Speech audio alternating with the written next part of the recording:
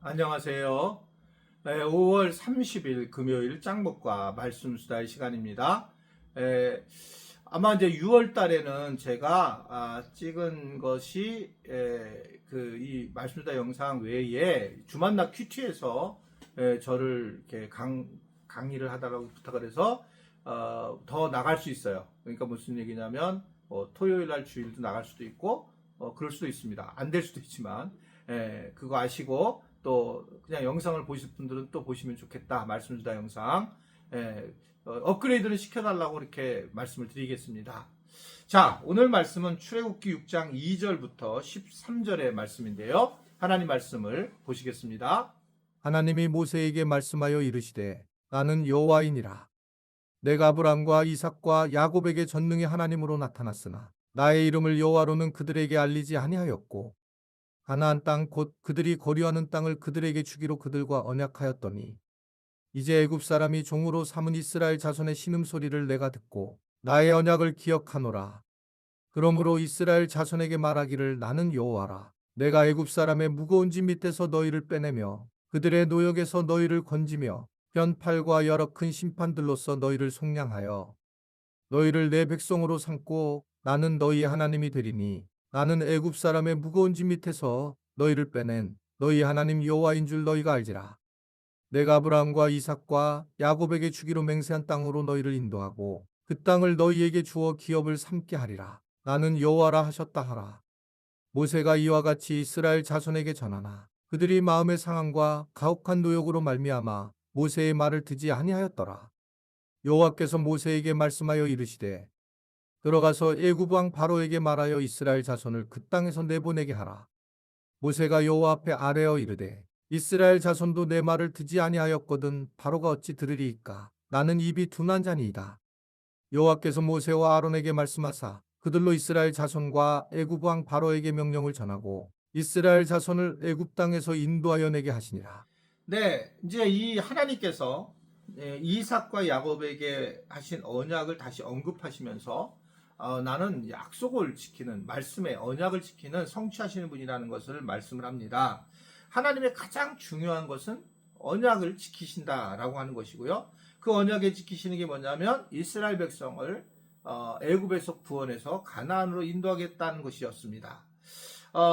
그런데 이제 이걸 갖다가 모세가 다시 백성들에게 전하자 이 백성들이 여전히 마음이 상해서 아주 고통스러워하고 듣지 않은 겁니다.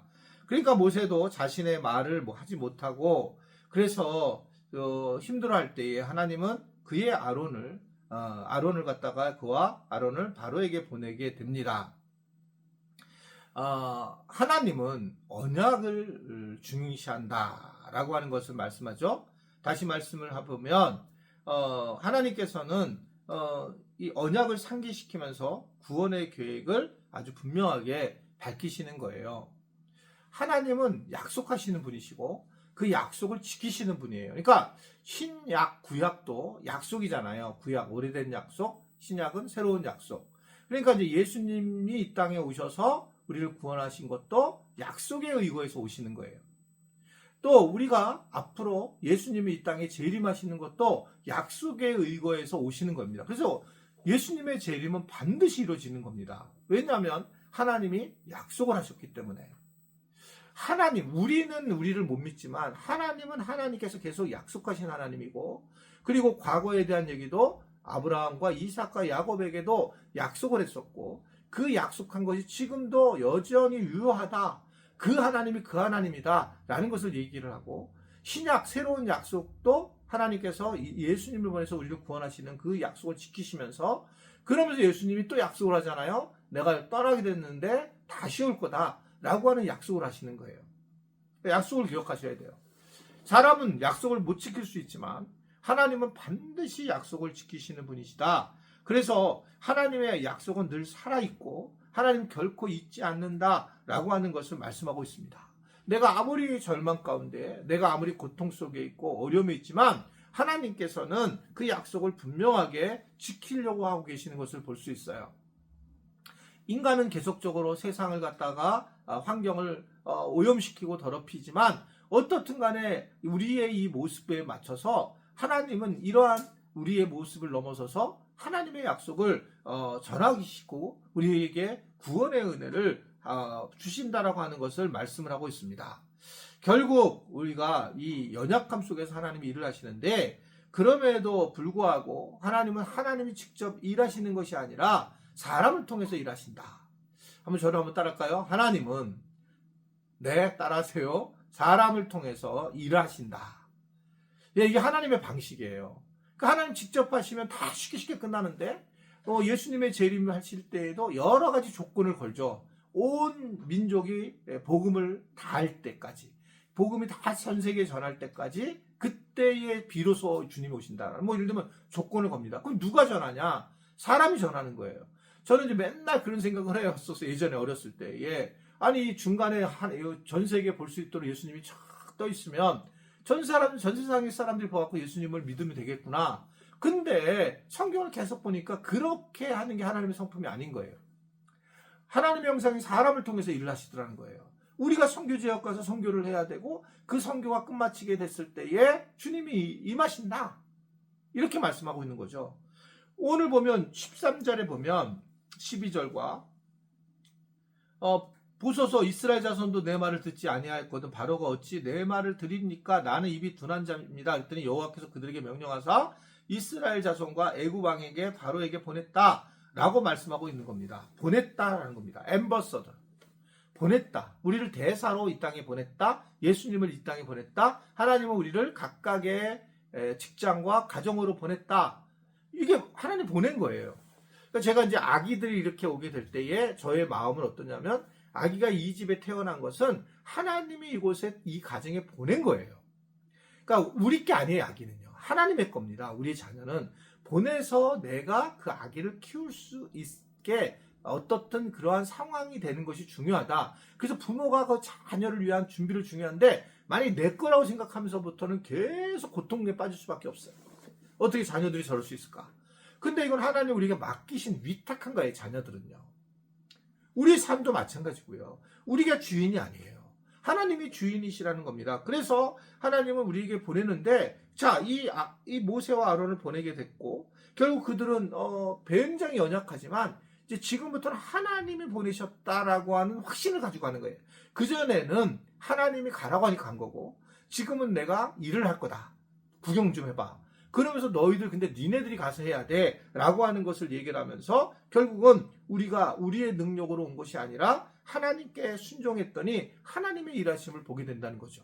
저는 정말 질색하는 거는 목사님들이 자기 능력을, 기도의 능력을, 자기의 어떤 영권을 이렇게 드러내는 거.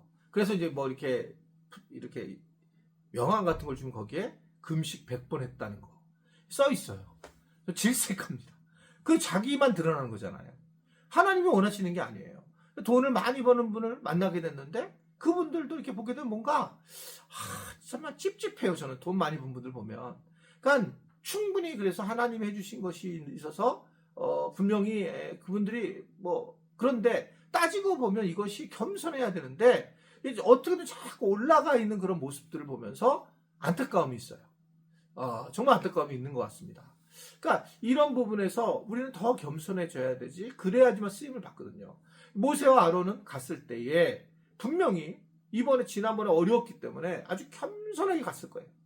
그리고 이거는 내가 이제 할 수 있는 게 아니구나, 난 또 당할 수도 있어, 더 바로가 화를 낼 수도 있어, 이런 생각을 갔는데 갔을 거예요.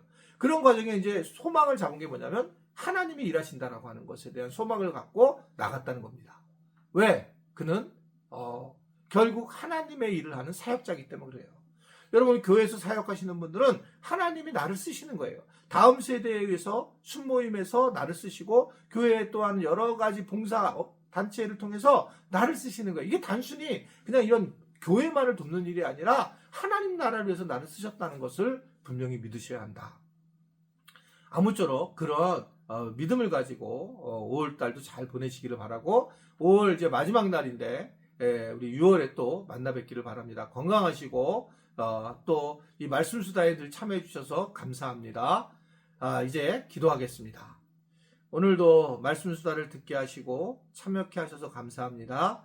그의 은혜를 누리며 우리가 살아가고 말씀으로 하루하루를 버티며 하루를 잘 사용해서 나갈 수 있는 우리 모두가 되도록 도와주옵소서. 예수님의 이름으로 기도드리옵나이다. 아멘.